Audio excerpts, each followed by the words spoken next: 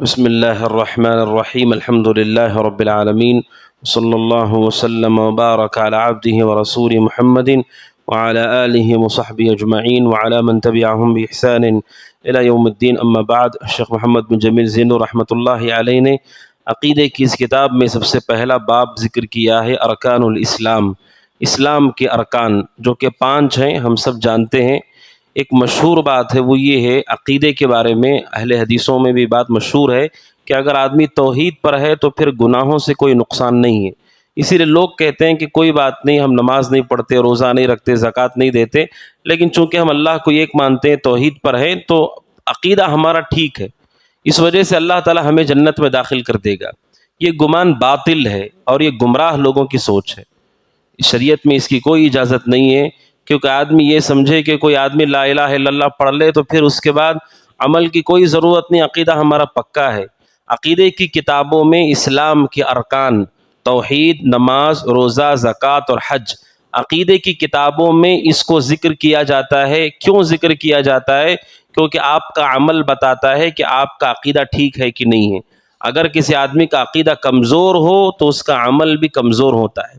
عمل سے عقیدے کا تعلق ہے.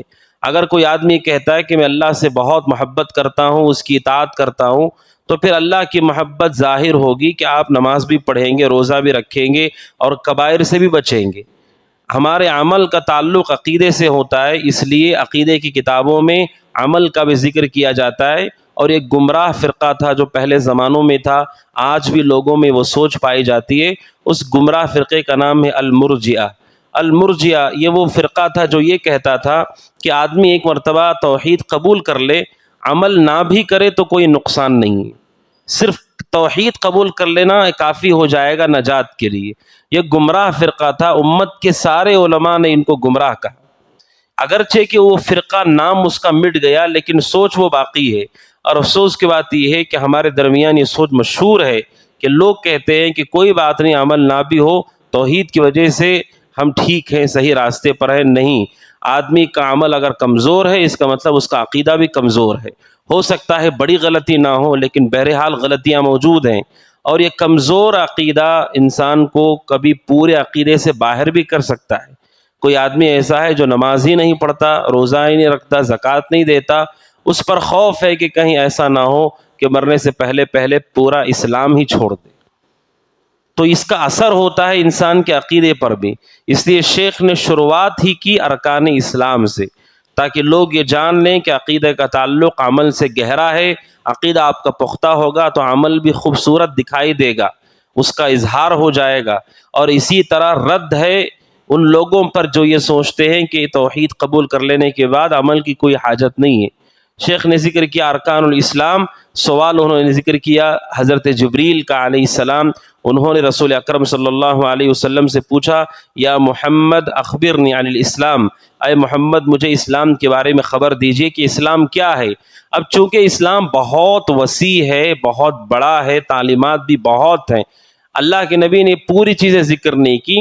سوال یہ تھا اسلام کے بارے میں بتاؤ، تو آپ نے اسلام کے ارکان بتا دیے. جبریل علیہ السلام کو آپ نے جواب میں پورا اسلام نہیں بتایا، کیونکہ ممکن نہیں ہے ایک بیٹھک میں پورا اسلام بتا دیا جائے. آپ نے اسلام کے ارکان بتائے. آپ نے کہا الاسلام، اسلام یہ ہے ان تشہد ان لا الہ الا اللہ وان محمد الرسول اللہ. اسلام کا پہلا رکن یہ ہے کہ تم گواہی دو کہ اللہ کے علاوہ کوئی سچا معبود نہیں ہے اور محمد اللہ کے رسول ہے. 5 ارکان ہیں. ارکان کا مطلب پلرز، جس پر عمارت کھڑی ہوئی ہے. اگر کوئی گھر ہو اور ہم یہ کہیں کہ اس کا کوئی پلر نہیں ہے، کوئی بیس نہیں ہے، تو کیا ایسا ممکن ہے کہ کوئی گھر کھڑا ہوا ہے؟ اللہ سبحانہ و تعالیٰ نے اسلام کے بھی ارکان رکھے، پلرز رکھے ہیں. ان میں سب سے پہلی بنیاد ہے اس کی ان تشہد ان لا الہ الا اللہ وان محمد رسول اللہ، کہ تم گواہی دو اللہ کے سوا کوئی سچا معبود نہیں ہے. یہ اس کا صحیح ترجمہ ہے کہ اللہ کے علاوہ کوئی سچا معبود نہیں ہے. لوگ یہ ترجمہ کرتے ہیں اللہ کے سوا کوئی معبود نہیں. یہ ترجمہ غلط ہے، کیونکہ اللہ کے سوا کئی معبود لوگ بنا چکے ہیں. آپ کیسے کہہ رہے نہیں ہیں؟ معبود تو ہیں لیکن وہ جھوٹے ہیں. اس لیے یہ ترجمہ غلط ہے اس کا کہ اللہ کے سوا کوئی معبود ہے ہی نہیں.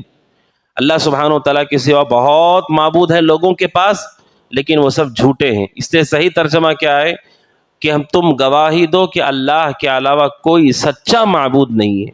سچا، یا آپ ترجمہ کریں برحق، اللہ کے علاوہ کوئی سچا یا برحق معبود نہیں ہے، اللہ سبحانہ و تعالیٰ ہی سچا معبود ہے، برحق معبود ہے۔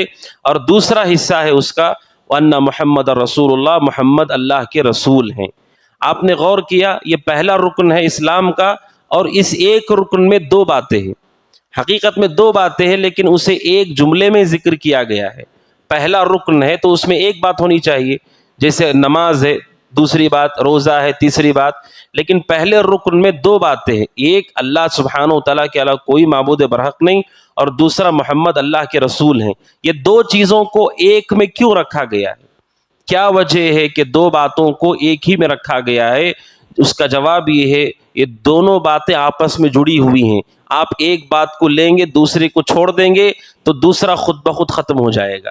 اگر کوئی یہ کہتا ہے کہ میں محمد کو اللہ سبحانہ و تعالیٰ کا رسول نہیں مانتا، تو اس نے اللہ سبحانہ و تعالیٰ کو بھی اپنا رب نہیں مانا، کیونکہ جب آپ اس کے رسول کو ہی جھوٹا کہہ دیں گے تو جن کے وہ رسول ہیں ان کے اوپر آپ کا ایمان کیسے ہوگا؟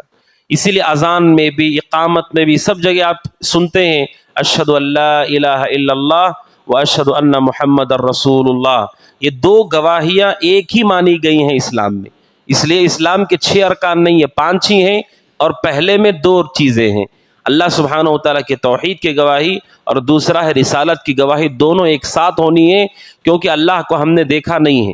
اللہ سبحانہ و تعالیٰ کو رسول اکرم صلی اللہ علیہ وسلم پر اللہ کی جانب سے وحی اتری، آپ سچے نبی تھے، آپ کے ذریعے سے اللہ سبحانہ و تعالیٰ کا تعارف ہم تک پہنچا ہے۔